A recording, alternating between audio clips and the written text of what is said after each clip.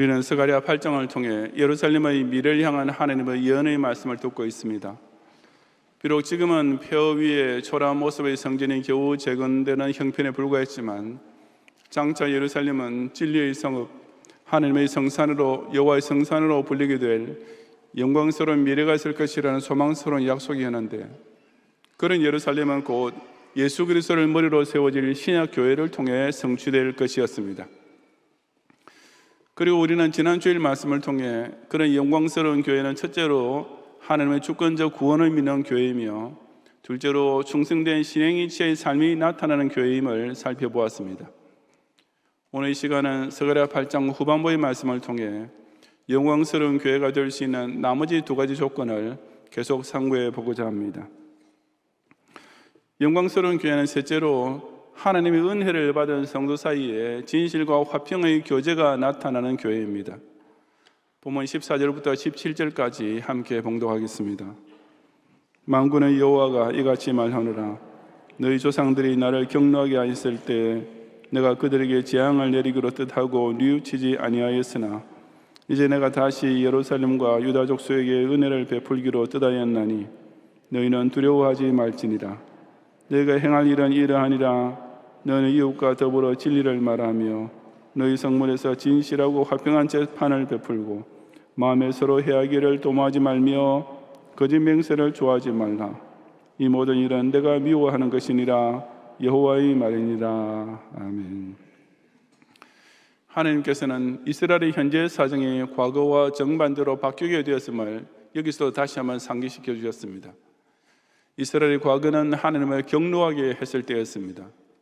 그래서 하나님께서는 그들에게 재앙을 내리기로 뜻하고 뉘우치지 아니하였던 것입니다.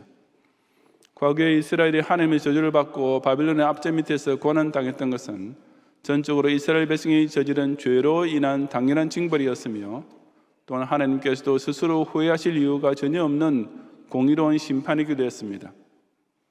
하지만 이제는 상황이 바뀌었습니다. 하나님께서 그 이스라엘에게 은혜를 베풀기로 뜻하였기 때문이었습니다. 8장 2절에서 밝혔던 대로 하나님 편에서 먼저 당신의 택하신 백성을 향한 열정적인 사랑을 발휘해 주신 것이었습니다. 그러므로 이스라엘 백성은 더 이상 두려워할 필요가 없는, 이제는 하나님의 심판을 두려워하지 않아도 되는 은혜의 시대를 맞이하게 되었던 것입니다.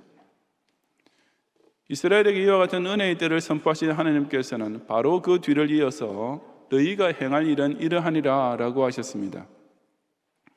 이것은 하나님 편에서 스스로 약속하신 일에 대해 이처럼 신실하게 행해 주실 때 이스라엘 백성 편에서도 반드시 행해야 할 일이 있음을 강조하는 말씀입니다.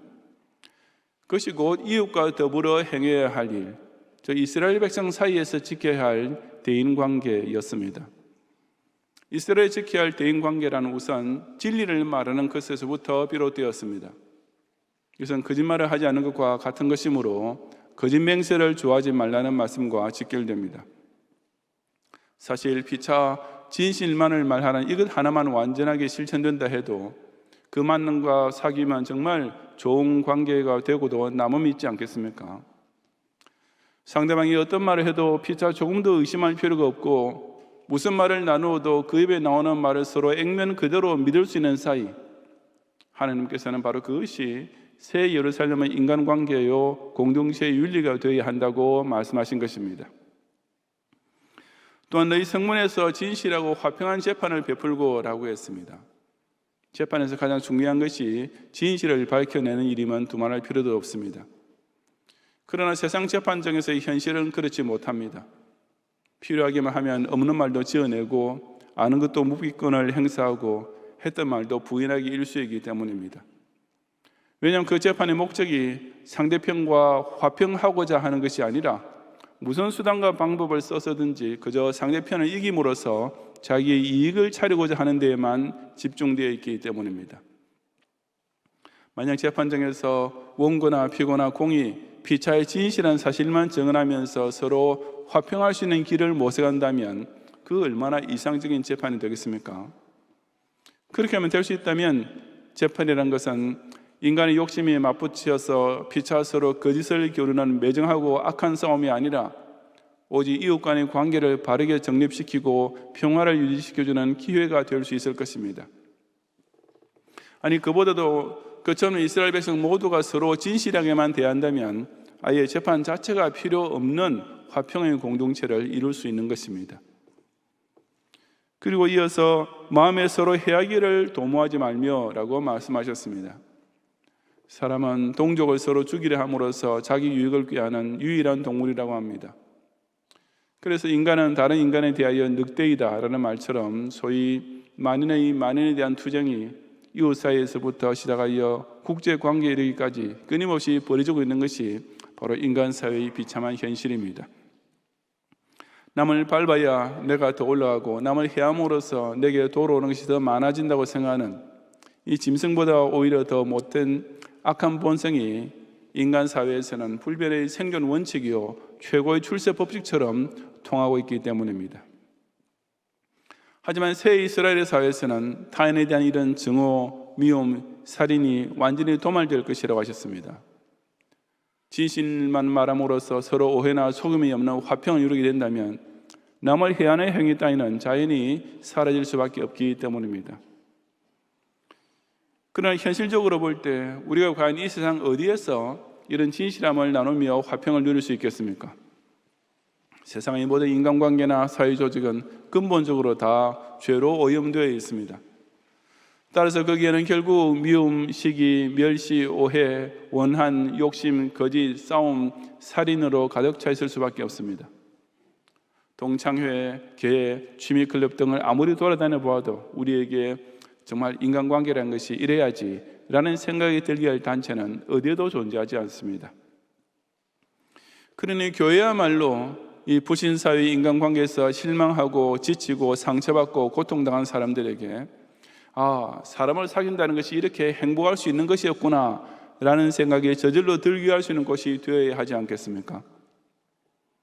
거짓 대신 오직 진실만 오가는 만남, 서로 이해만 따지는 대신 피차 화평을 늘 유지하는 사이, 미움과 싸움은 완전히 사라지고 오직 사랑과 기쁨만 서로 나누는 인간관계, 이런 놀라운 교제의 복을 맛보며 살 수 있는 것이 바로 교회가 되어야 하지 않겠습니까? 그렇다면 과연 누가 그런 성도의 참된 교제를 할 수 있습니까? 바로 자신이 먼저 하나님께서 은혜의 베푸르심을 체험하고 있는 성도입니다.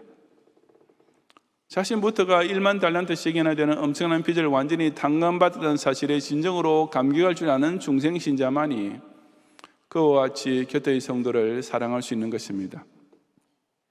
똑같이 못난 죄인이었다가 똑같이 하나님께로부터 용서받아서 이 교회 안에서 만나게 됐다는 사실을 깨닫고 있다면 그런 성도끼리 사귐은 무언가 달라도 반드시 다를 수밖에 없기 때문입니다. 그래서 하나님은 당신의 선민이라고 자처하는 자들이 서로 사랑하지 못하는 것을 두고 본문 17절에서 내가 미워하는 것이라고, 결코 용납하실 수 없는 일이라고 천명하고 계시는 것이 아니겠습니까? 같은 당원끼리 툭하면 서로 싸우고 걸핏하면 갈라지는 당, 국민의 눈에는 꼴불견일 뿐입니다. 집안 식구끼리는 허구한 날 밥 먹듯이 싸우면서 남 앞에서는 깍듯이 예의 차리는 사람, 하지만 이웃 사람의 눈에는 자기를 대하는 그런 점잖은 모습조차 가식에 불과하게 느껴질 수밖에 없습니다.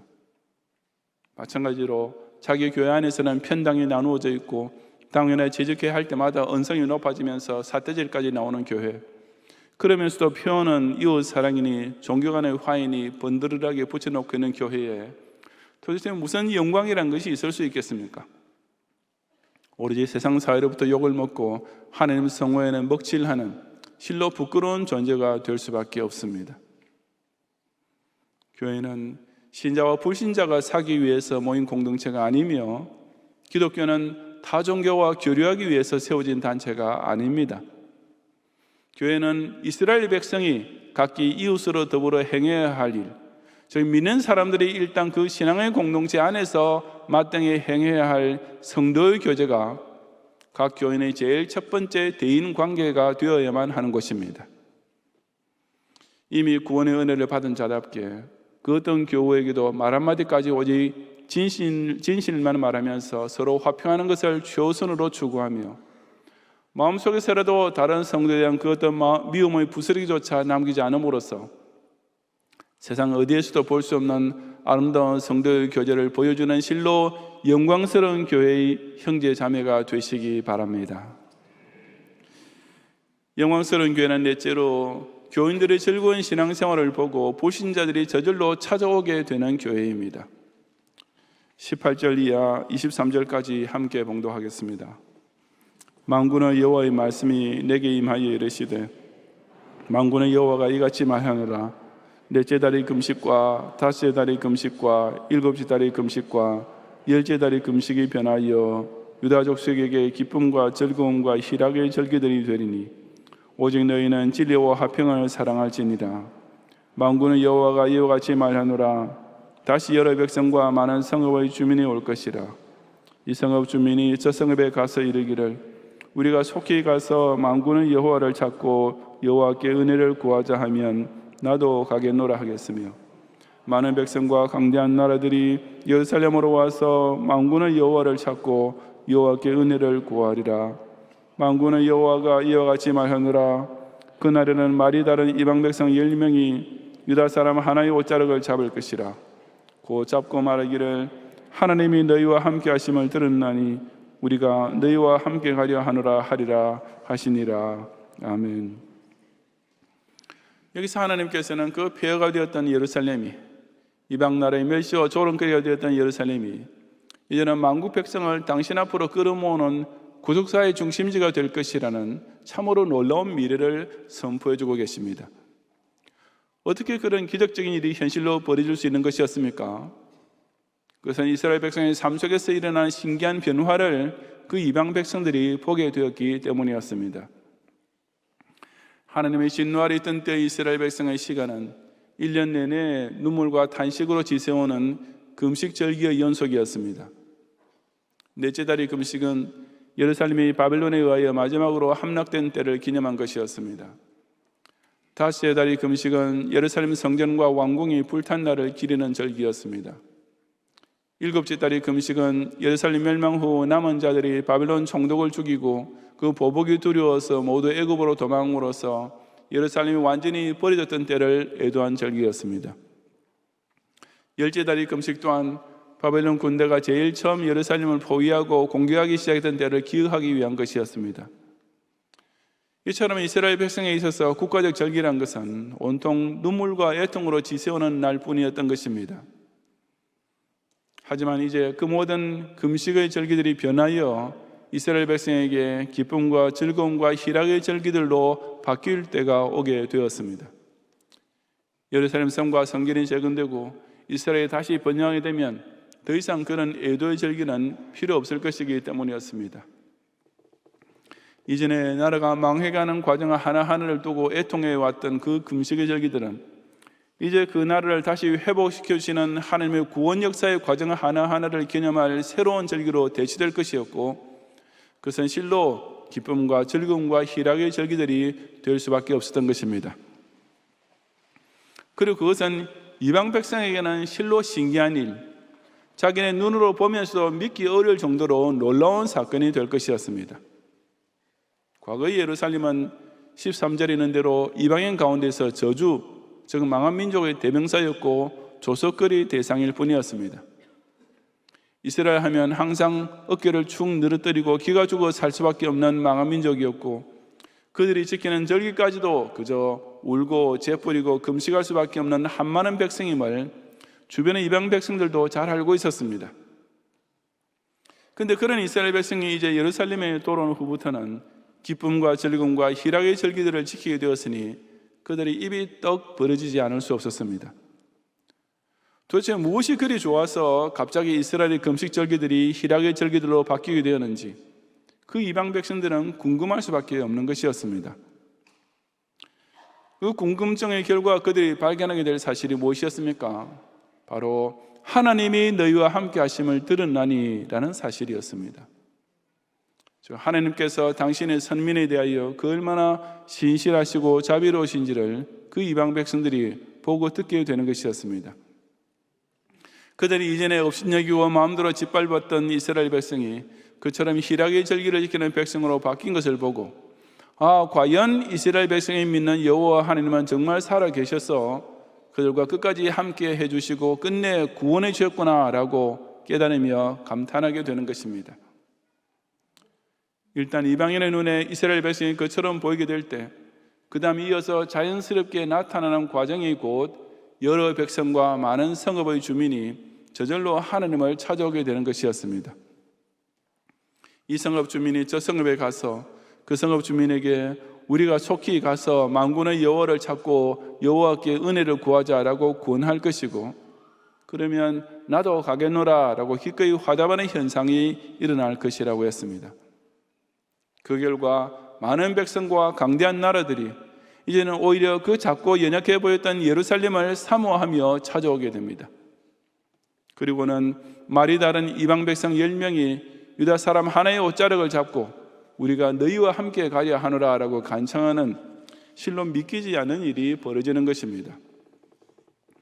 이처럼 예루살렘으로 돌아오는 이스라엘 백성의 신앙생활에 기쁨과 즐거움과 희락이 넘치게 되니까 그 소문이 이방 민족 가운데 퍼져가면서 결국 수많은 사람이 개종하여 자기네도 이스라엘이 믿는 하나님을 믿겠다고 제발로 나오게 될 것이었습니다.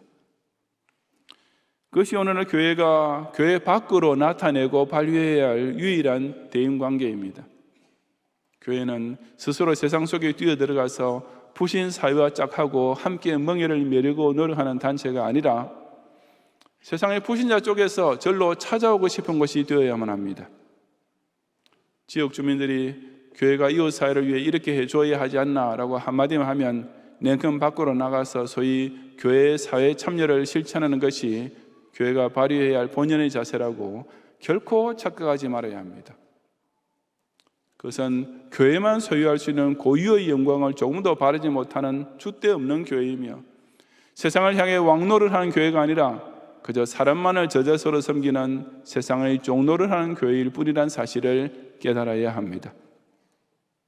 진짜 영광스러운 교회는 주변의 이웃을 하여금 우리도 한번 저 교회 가보자 라고 서로 권하는 말이 나오게 하고, 나도 기왕이면 저 교회 교인처럼 예수를 믿는 신자가 되고 싶다라는 생각이 들게 만드는 교회인 것입니다. 어떻게 하면 그런 멋있는 일이 벌어질 수 있겠습니까? 바로 교회의 교인들이 각자의 신앙생활을 통해 참으로 희락의 절기를 누리며 사는 것을 보여줄 수 있을 때 그런 놀라운 전도의 역사는 절로 일어나게 됩니다. 그래서 예수 그리스도를 진정으로 영접한 신자라면 자연스럽게 그리고 당연히 나타내야 할 모습이기도 합니다.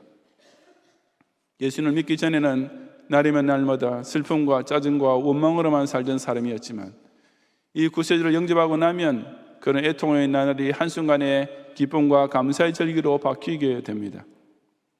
저주 아래 살면서 지옥으로 치닫던 인생이 중생 구원을 받고 천당 영생을 바라보게 되었으니 그럴 수밖에 없지 않겠습니까? 잘 먹고 잘 사는 것이 신자의 참된 복이 아니라 예수 그리스도 십자가 대속이야말로 하나님께서 우리와 함께 하시는 최대의 은혜인 줄을 진정 확신하고 있다면 그 복 때문에 날마다 기뻐하고 즐거워하며 살지 않을 수 없는 것입니다. 그런 신자의 모습이야말로 불신자의 발걸음을 교회로 인도하는 가장 강력한 자력이 됩니다. 약골이었던 사람이 무슨 몸에 좋다는 보약을 먹고 나서 눈에 띄게 건강해지면 곁의 사람도 자연히 그 약을 찾지 않겠습니까? 학생이 어떤 학원에 다니면서 갑자기 공부를 재미있어하고 성적이 쑥쑥 오르는 것을 보게 되면 그 친구들도 자연히 그 학원에 몰려가게 될 것입니다. 전도 역시 마찬가지입니다. 어떤 교회에 다니게 된 교인의 삶이 갑자기 바뀌어서 이전에 늘 인상 찌푸리고 다니던 사람이 이제는 얼굴에 기쁨과 웃음이 넘치는 것을 보게 되면 그 친지와 이웃들이 신기하게 여기지 않겠습니까? 그처럼 본인이 교회 중심으로 은혜 넘치는 신앙생활을 하면서 그리스도의 복음을 전하면 이방 백성 10명이 그 유다 사람 하나를 붙잡고 우리도 당신과 함께 가겠습니다 라고 하며 그 발걸음을 옮겨 교회를 찾아오게 되는 것입니다. 반대로 교회 다닌다는 사람이 항상 인상을 찌푸리고 매사에 불만만 가득 차 있으면 전도는커녕 남의 전도할 길까지 막아버리게 됩니다. 교회란 데가 기쁨과 감사가 충만한 예배는 드리지 않고 그저 모일 때마다 회개한다고 울기만 하는 곳으로 불신자 눈에 비신다면, 그러지 않아도 세상살이에 골치 아프고 찌들어진 인생이 그런 교회에 나가고 싶은 생각이 들리 만무한 것입니다. 정말 영광스러운 교회는 결코 그런 금식의 절기만 사시사철 지키는 곳이 될 수 없습니다. 죄로 인한 회개의 때가 있었으면 죄사함 받음으로 인한 기쁨의 절기가 반드시 따라오게 되는 것이며, 참된 신자는 바로 이것을 자신의 삶을 통해 세상 앞에 보여줄 수 있어야만 합니다. 실로 예수 그리스도께서 나 자신을 죄와 슬픔의 인생으로부터 건져내어 구원과 기쁨의 삶으로 변화시키신 것을 몸소 이웃과 사회 앞에 나타냄으로써 이 성읍과 저 성읍의 주민들이 구세주를 찾아 나오며 많은 백성과 강대한 나라들이 오히려 우러러 보게 될 영광스러운 교회를 함께 세워가는 성도가 되시기 바랍니다. 성도 여러분, 하나님의 영광이 없는 교회는 세상 앞에서 수치스러운 교회가 될 뿐입니다. 아무리 교인이 많다 해도 구원의 복음이 없는 교회라면 그런 종교적 인연 같은 사람들만 모인 교회가 도대체 뭐가 자랑스럽겠습니까? 아무리 큰 교회라 해도 신행일체에 충성이 없는 교회라면 그런 지푸라기 공격으로 세워진 교회에 무슨 영광이 있겠습니까?